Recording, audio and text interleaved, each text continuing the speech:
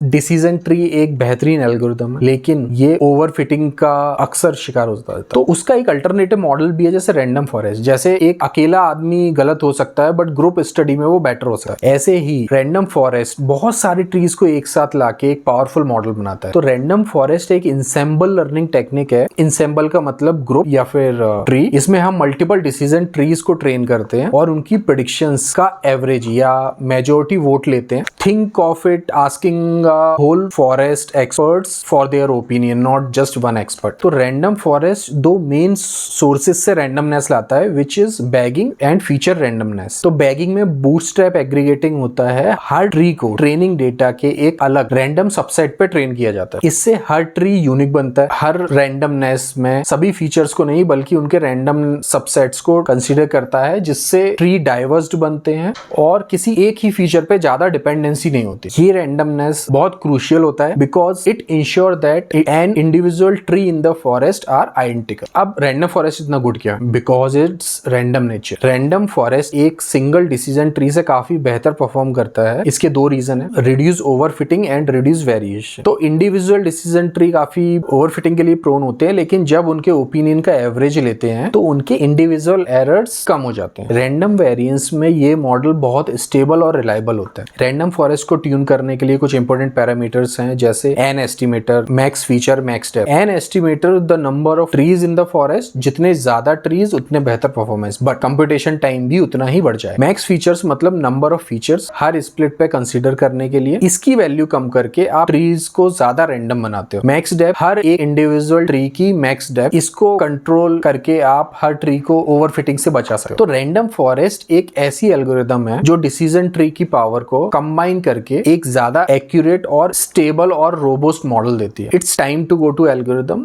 For many data science problem.